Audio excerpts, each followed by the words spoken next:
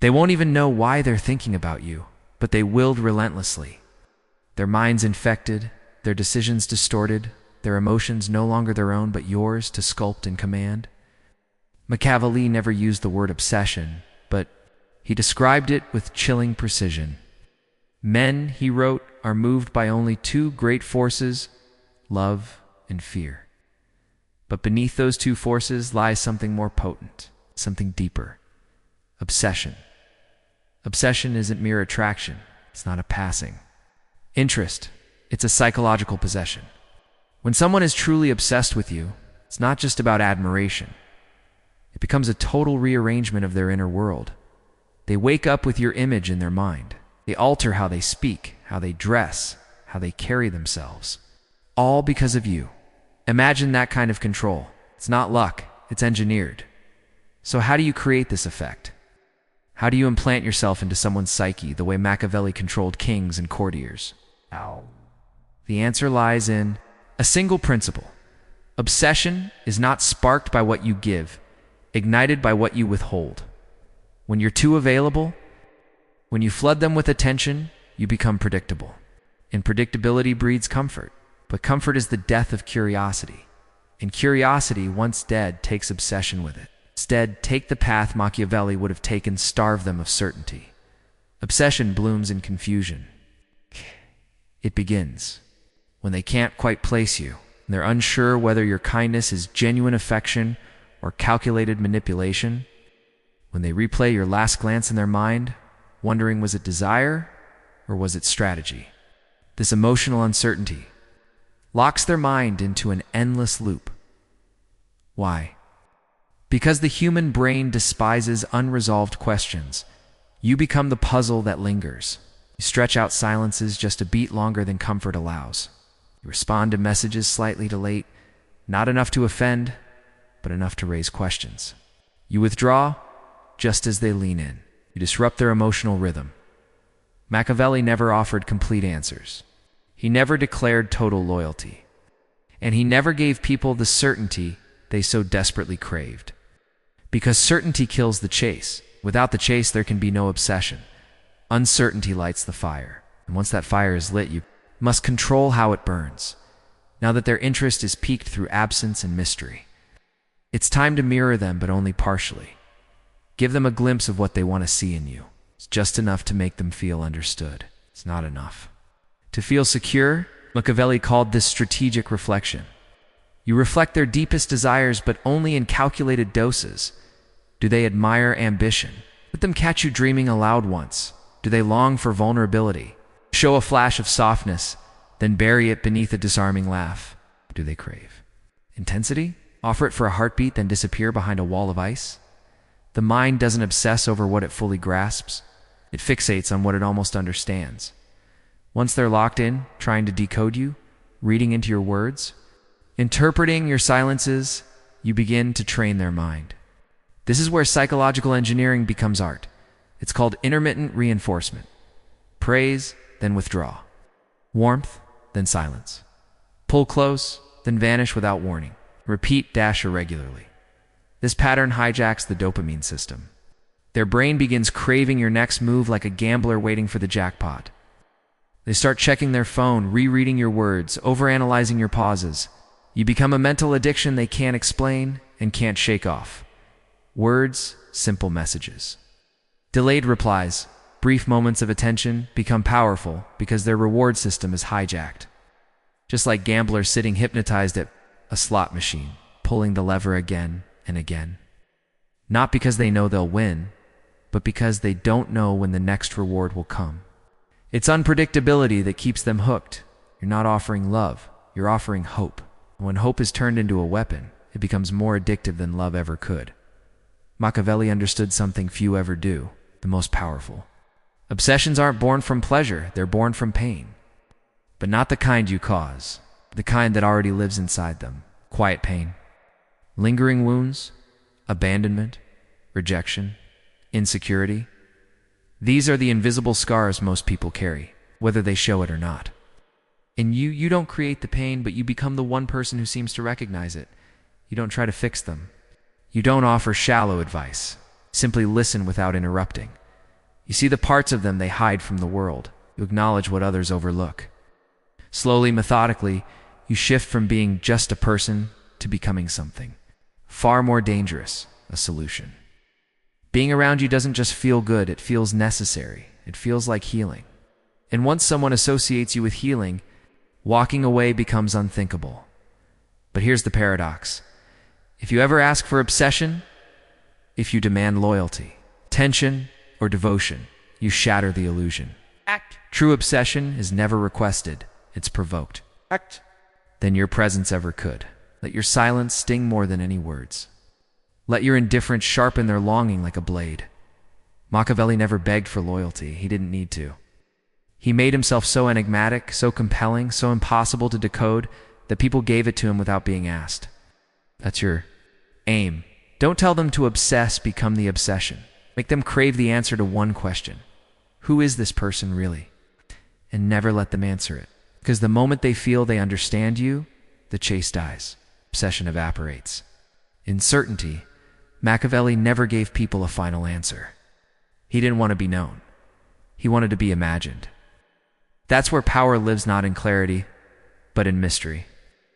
You must learn to exist not just in someone's reality, but more potently in their imagination. You must never offer a single, the fixed version of yourself, one face, one tone, one emotion that's predictable. And predictability is poison to obsession. Instead, offer contradictions. Let them see the friction between cold and warmth, between tenderness and detachment, between raw vulnerability and quiet dominance.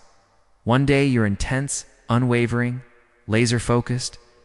The next, you're distant, playful, elusive. Today you affirm them with praise. Tomorrow, you gently mock them with wit.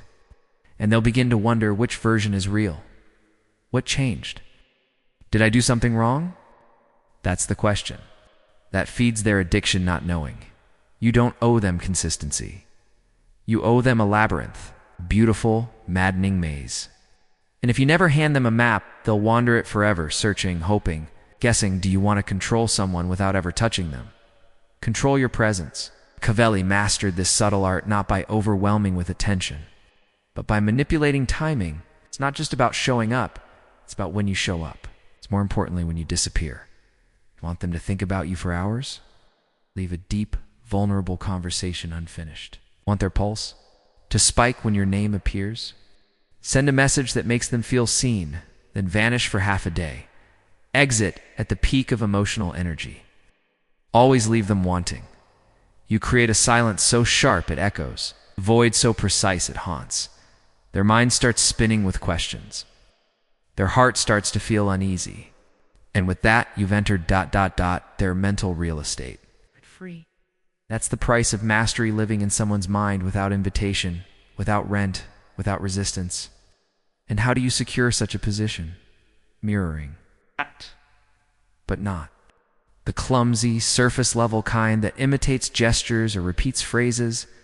True mirroring is psychological.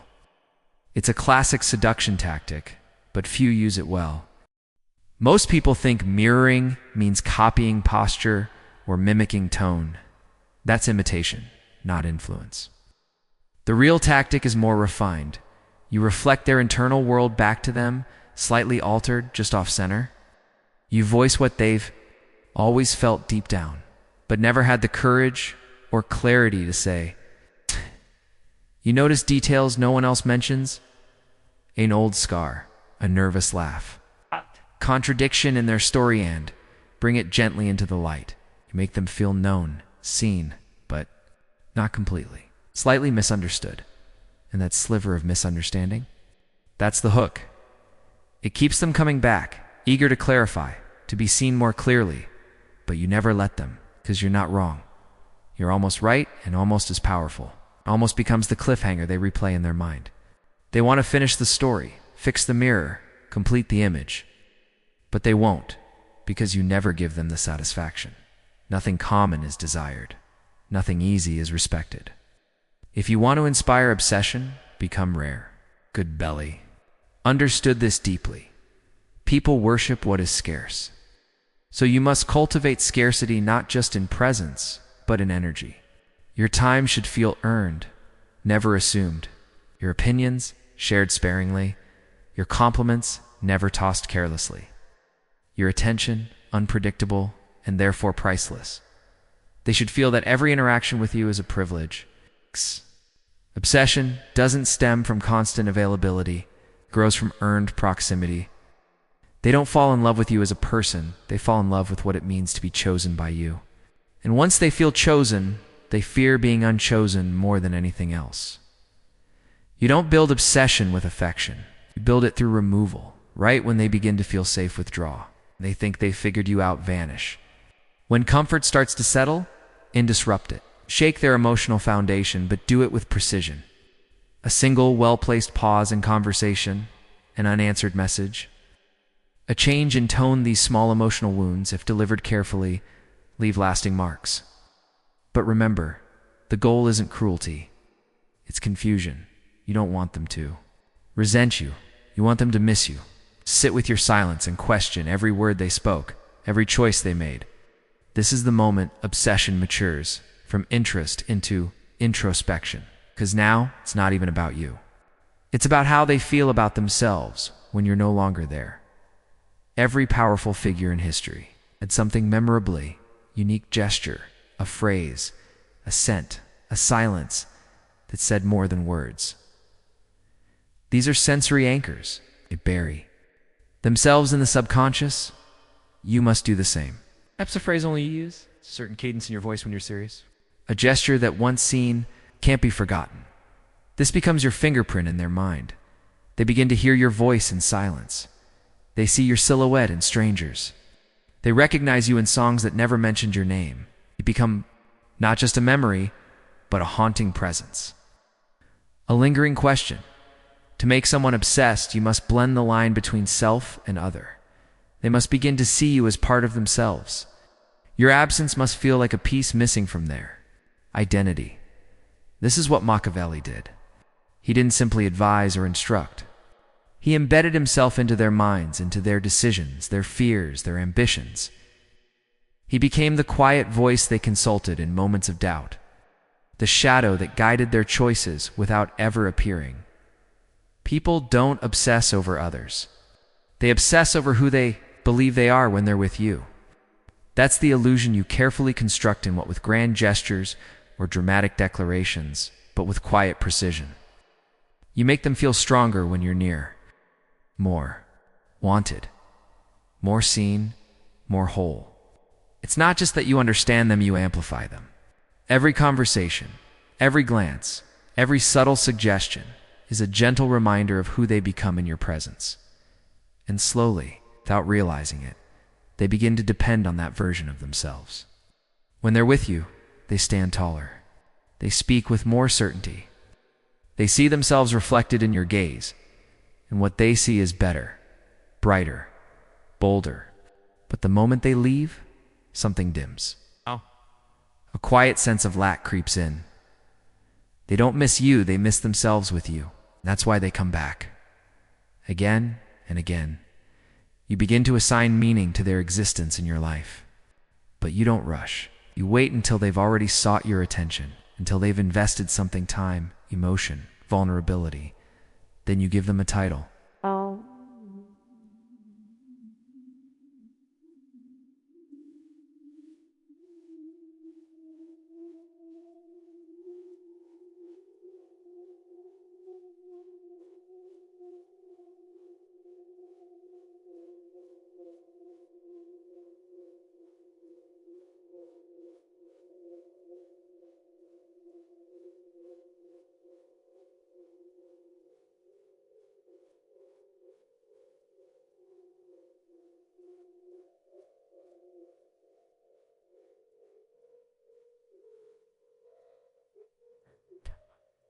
You're the only one who really gets this part of me. Or I don't open up to people easily, but you. It's different. I'm just like that. They feel chosen. To lose you now wouldn't just be painful, it would be identity shattering. Because in your eyes, they'd become someone worth something rare. You're not just a person. You're a mirror for their most desired self. and mirrors, true ones, are sacred. People protect mirrors the way they protect their egos. And when the reflection is threatened, the panic begins. Knew this well. He wrote, "Men must either be caressed or annihilated." That is, you either make them feel so safe they melt into your presence, or you break them so completely they forget who they were. But the real art lies in mastering the former, emotional loyalty through intimacy, not intimidation. You hold their secrets, but you never ask for them. You don't demand confession. You sit, silently, attentively, without judgment. And in that silence, they pour trauma, regret, shame. You don't flinch. You don't solve, you witness. By witnessing, you become their safest place, their emotional vault, the one person they trust with the version of themselves they hide from the world. They fear their secrets will rot, left unheard, and that fear binds them to you. The deeper the trust, the tighter the tie. Handled with care, that tie becomes obsession, a quiet, invisible rope pulling them toward you even when you're not there. But obsession isn't just about the present. It's about rewriting the past. That's memory manipulation. You reshape the story of how they've known you. Remember? How you looked at me that day when I said that? That moment shifted something between us. When we passed that place, I could see something change in you. Maybe it never happened that way. But now, it did because you said it did. The human brain is malleable. It reshapes reality based on repetition, suggestion, and emotional charge. So now, you're not just part of their life. You're the plot twist they never expected. The chapter they reread. The moment that redefined everything, an obsession. It dies when the story ends, so you don't let it. You build a mythology together, but you never finish it. You talk about cities you'll explore, songs you'll dance to, sunsets you'll watch. You describe it vividly like it's already happened, and then disappear. You create what Machiavelli would call a political promise. It gives just enough hope to keep them dreaming, but never enough certainty to feel fulfilled. That unspoken what if comes a sharp hook lodged in their subconscious. What if we really went there? What if they were the one? What if I already lost them? These questions keep the story alive, suspended in their mind like fog unresolved, irresistible. Every time life gets cold or dull, they return to the warmth of that imagined future. Because you didn't just enter their life, you altered their timeline. You became a turning point. A person who arrived quietly but shifted everything. Someone not easily forgotten. To seal the obsession, there's one final ingredient: fear. Not overt fear, not loud, just a quiet panic beneath the surface. A fear of losing you, a whisper that says, if they leave, I won't just miss them, I'll lose part of myself. That's when the equation flips. Your presence no longer needs to be earned. Your absence becomes unbearable. Machiavelli never had to threaten power directly. He just made sure people feared the idea of being outside his circle. Not by force, not with threats, but through subtle absence and the quiet psychological weight of detachment. He never needed to say a word. He simply made proximity feel like privilege and distance feel like exile. When someone senses Avon, for a moment that your attention could vanish without warning, they begin to panic. That panic doesn't come from dislike. It comes from uncertainty, from the sense that something valuable is slipping through their fingers. So how do you spark this fear without saying a thing? You start subtly. Withdraw a little after a moment of closeness. Say less after an emotional connection. Let the silence settle in. It doesn't create hate, it creates unease. They start asking themselves questions they can't answer. Did I mess up? Are they losing interest? What changed? Suddenly, you are no longer the one chasing. They are. And they're not just chasing your presence. They're chasing reassurance. You've done something far more powerful than criticize. You've made them question their own stability. You flipped the balance. Now they feel like the unpredictable one. They fear that they might lose you. And once someone fears that, they'll start performing. They'll adjust, overthink, analyze every interaction, anything to keep you close. because now the game isn't about connection. It's about survival. People don't fear losing what they never valued. So your job isn't to be everywhere or always available. Your job is to give them just enough a glimpse of something sacred. A few words that feel deeply personal, a moment that feels carved out just for them, enough to make them feel trusted, even chosen. Once someone feels chosen, they fear being unchosen more than anything else. Losing you isn't just about losing a person anymore. It becomes the loss of something far more intimate, a privilege. And humans are biologically wired to panic over loss of privilege. They cling, they beg, they bargain. But you, stay still. Your loyalty must be offered. Like rare wine, a sip here, a toast there, a taste of something unforgettable. But never the full bottle. It will crave more. And even worse, they'll dread the day the glass goes empty. That dread keeps them in motion, keeps them addicted. Everyone carries an insecurity they've been trying to outrun. For some, it's the fear of being unwanted. The silent belief they're not enough. Your presence, warm, empowering, rare, becomes a temporary cure. You become the person who makes that insecurity disappear, but only sometimes. That's the key, not always. Just enough when you make them feel powerful, accepted, whole. They attach that feeling to you. They link their emotional relief directly to your presence. So when you subtly fade, the fear returns. The insecurity creeps back in. Now they associate you not just with affection, but with safety, identity, and inner peace. They don't love you. They love who they become with. You and that. That is a bond far stronger than infatuation. Even the thought of you leaving now feels like a threat to their emotional stability. The fear masquerades as attachment. It isn't just heartbreak. They fear its regression. Back to the doubt, the loneliness, the version of themselves they thought they'd left behind. You became the barrier between them and their demons. Machiavelli understood. Most people don't fear rejection. They fear confusion. They fear being left without closure.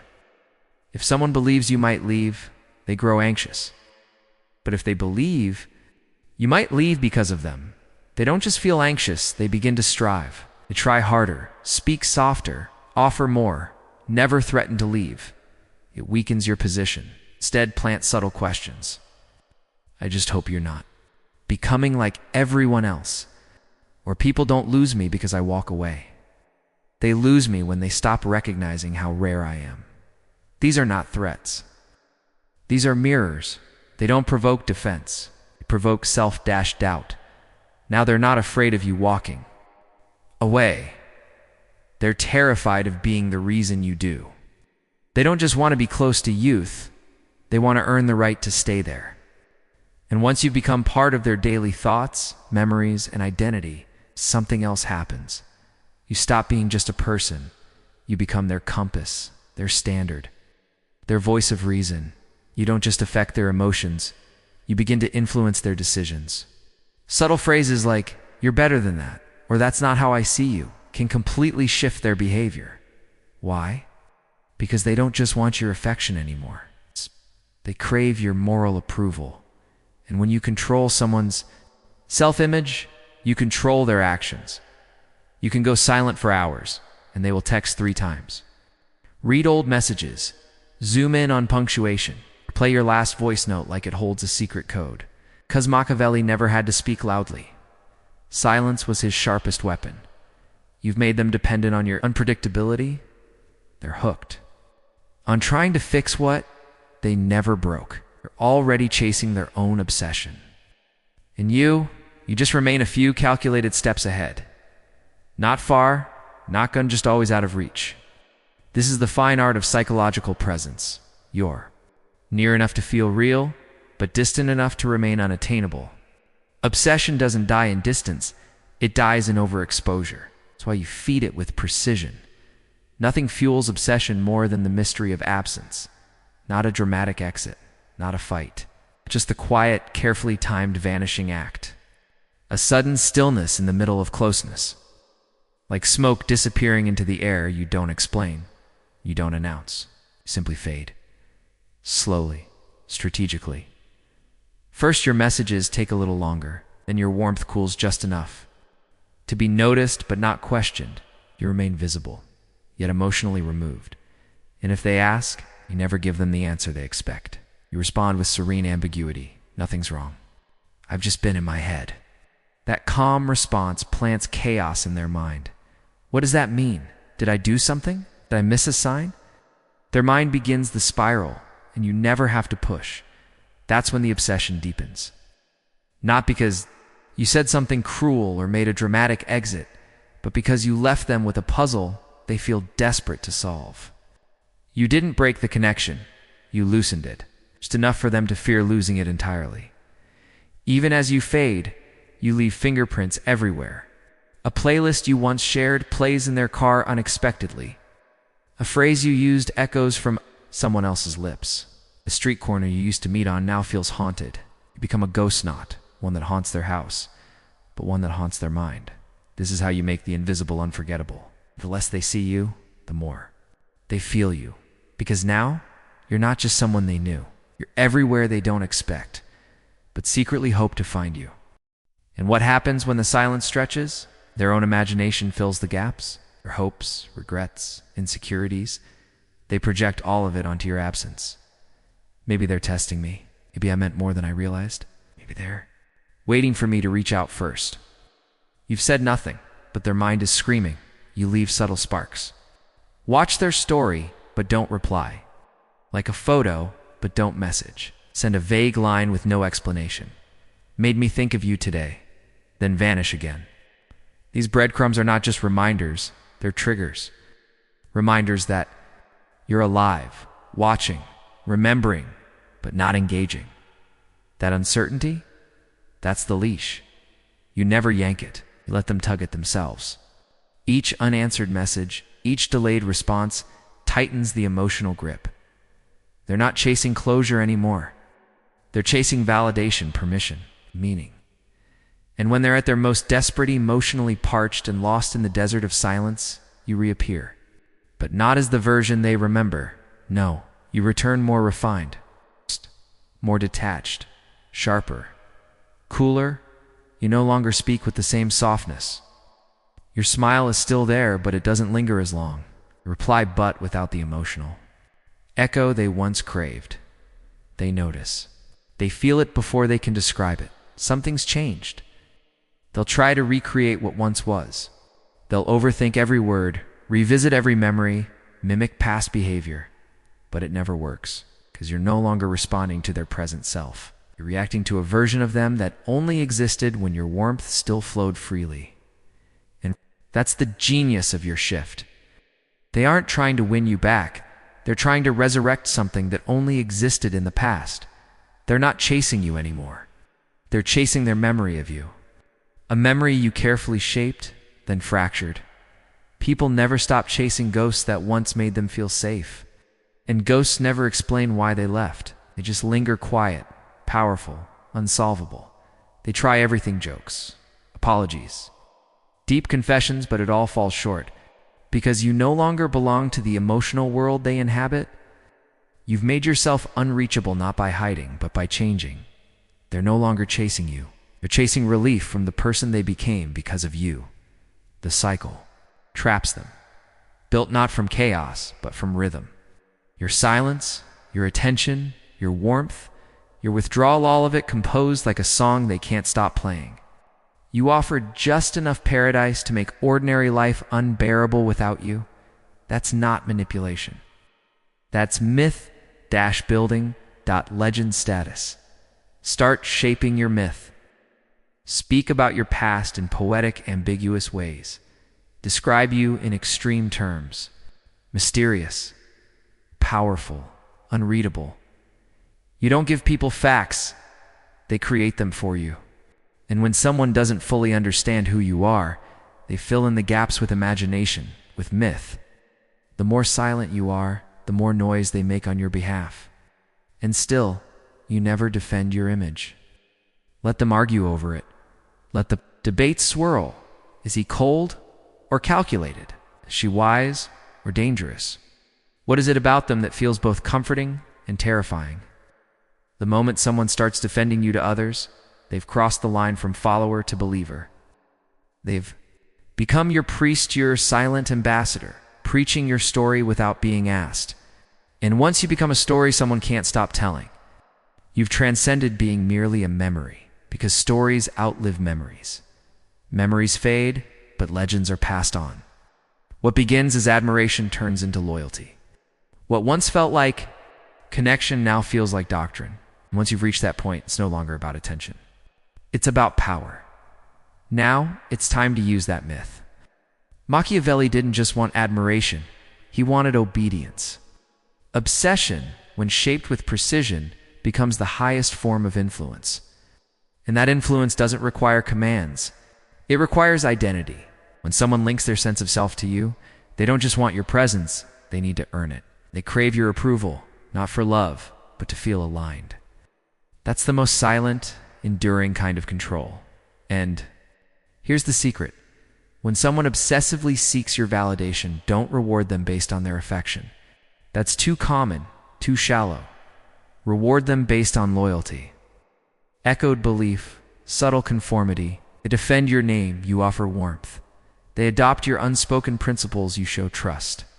They mirror your moods, anticipate your standards, and without realizing it, begin to shape their behaviors around what pleases you. They think, the more I align with what makes them proud, the more I feel like I matter, like I belong. That is the birth of behavioral loyalty. A deep, unconscious reshaping of self, driven not by rules but by reverence. Now raise the standard again with silence. You don't need to explain your expectations. You simply live them.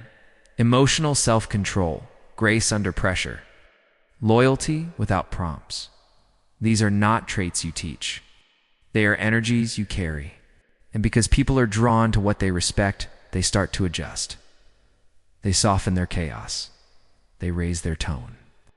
They self-correct not because you asked, but because your presence demands it. This is how invisible laws are born, not with rules, not with punishments, but with selective warmth. You give less to the ones who falter, more to the ones who align. And slowly, without words, a system of values forms around you. Surface-level obsession burns out, but obsession grounded in shared belief, ideological alignment that lasts a lifetime. What quiet, uncomfortable truths do you carry that most would never say out loud? That most people are too soft to lead? That loyalty is a currency, not a gift. That silence speaks deeper than confession. You don't shout these truths, you drop them like stones into water. Let them ripple, let them sink. Those who agree, they begin to rewire their thinking to reflect you. Not from pressure, it's from admiration. They're not just obsessed with being around you anymore. They're obsessed with becoming like you. You are. Now, the answer to a question they didn't know how to ask. People wander through life carrying unnamed voids, a hunger to feel powerful, a longing to be understood without words, a secret desire to be feared and adored all at once. You don't directly fill those voids, you reflect them. You give the illusion that only you understand them, and that illusion is more binding than reality. That's why walking away from you feels like a form of spiritual death. Try to leave, they never really do, because nothing after you feels real. No one else sees them the way you did. You were never just a person. You were a gateway, threshold to the version of themselves they liked most. And when you disappear, that version vanishes too. The door closes. Machiavelli never needed to command people directly. He made them think it was their idea all along. You do the same? You plant seeds in casual conversation, an idea, a vision, a belief, and let time do the watering. Every time they please you, you praise just enough. Every time they act in alignment, you validate. So eventually they don't even realize whose thoughts they're thinking. They just believe they're growing. But it's always growth in your direction. They begin to equate intelligence with agreeing with you, power with pleasing. They'll say it just makes sense, or I always felt this way. Without realizing those thoughts were shaped by your presence. That's not just influence. That's ownership without resistance. You're no longer just a person. You've become a symbol, a presence, an archetype, a name that carries weight. You're no longer seen as flawed or fully human. You've been mythologized by design. Machiavelli understood this better than anyone. Awe and fear operate best when their source feels slightly inhuman, so remain distant. Speak with intention. Let mystery replace confession. Let your silence do the sculpting. You are no longer just part of their world. You've become a fixed point in their sky. Unreachable, unrelenting, eternal. You influence it from the shadows.